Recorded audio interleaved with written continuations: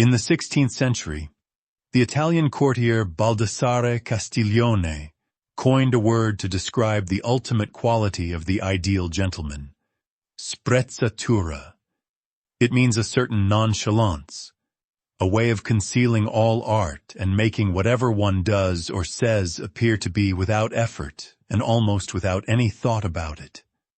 It is the art of making the difficult look easy. It is the aesthetic of mastery.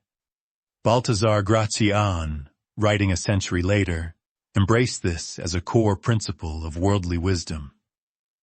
He advised, "Things are not esteemed for what they are, but for what they seem." To achieve something great is admirable. To achieve something great and make it look as if it were second nature to you, that is divine. Welcome back to the art of the soul. Today we explore the architecture of effortless grace. We will deconstruct the concept of sprezzatura, not as a form of arrogant posturing, but as the final, polished expression of a deeply integrated inner architecture. It is the art of concealing the sweat, the struggle, and the thousands of hours of refinement behind a performance of flawless, natural ease. Why is this so powerful? Because it inspires awe. When we see someone perform a difficult task with struggle, we admire their effort. When we see them perform it with effortless grace, we admire them. We attribute their success not to their hard work, but to their innate, superior nature. It creates a mystique. It elevates the performer from a craftsman to an artist, from a technician to a genius. This is a deliberate act of stagecraft, built upon the foundation of the inner vision architecture. It begins with the absolute mastery that comes from relentless refinement, as we discussed in a previous series. You must put in the 10,000 hours. You must go through the struggle. You must master the fundamentals of your craft so completely that they become part of your nervous system. The technique must be so deeply embedded that you no longer have to think about it. This is the hidden architecture, the vast, unseen foundation of scaffolding and support beams. But sprezzatura is about the facade. It is about consciously choosing what to show the world. This is a highly sophisticated application of the filtering and transmission stages. You deliberately filter out any evidence of your immense effort. You transmit only the final, polished result. You are curating the audience's perception. Consider a master orator. They walk onto the stage, seemingly without a note, and deliver a powerful, eloquent, and perfectly structured speech. It seems to flow from them naturally, as if they are thinking these brilliant thoughts for the first time. The audience is captivated. What they don't see are the 100 hours of research, the 50 drafts, the endless practice sessions in front of a mirror. The orator has concealed the labor to heighten the magic of the delivery. This is sprezzatura. Gracián's advice here is practical. Let there be something of the great and the infinite in all your works. This means leaving things slightly unfinished, or at least appearing so.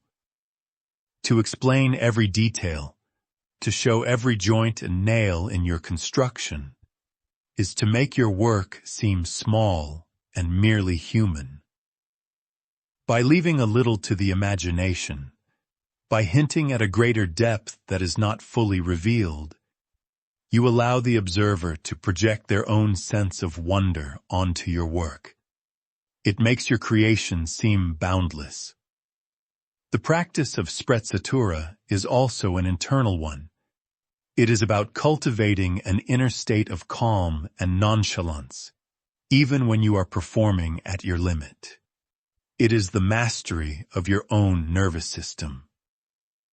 An Olympic gymnast performing a death-defying routine on the balance beam must execute every move with superhuman precision. But the performance is made transcendent by the serene, almost joyful expression on her face. She is communicating not just technical skill, but a mastery over her own inner world.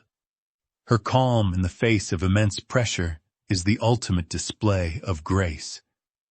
To cultivate this, you must go beyond just practicing your skill. You must practice the performance of your skill.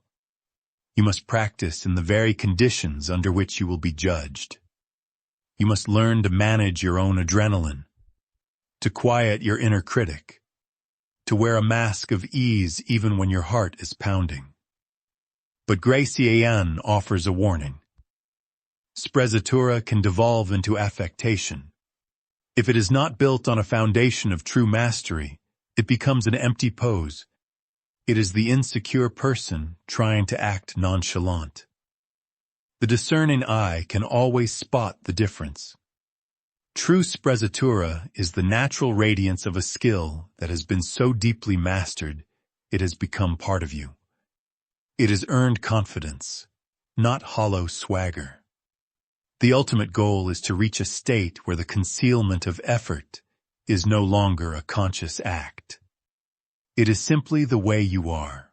The mastery is so complete, the inner architecture so sound, that you can move through the world with a natural, unforced grace. Your excellence becomes your nature. In our next episode, we will get into the most strategic and challenging aspects of Gracián's philosophy, navigating the labyrinth. We will explore his practical advice on how to deal with the fools, rivals, and allies you will inevitably encounter on your path. For now, the practice is this. Choose one small, routine task in your work that you do well. The next time you do it, perform it with a secret, inner sense of Sprezzatura. Do it with a quiet flair, a hidden elegance, not for anyone else's approval, but for your own enjoyment. Feel the difference between merely completing the task and performing it as a small work of art.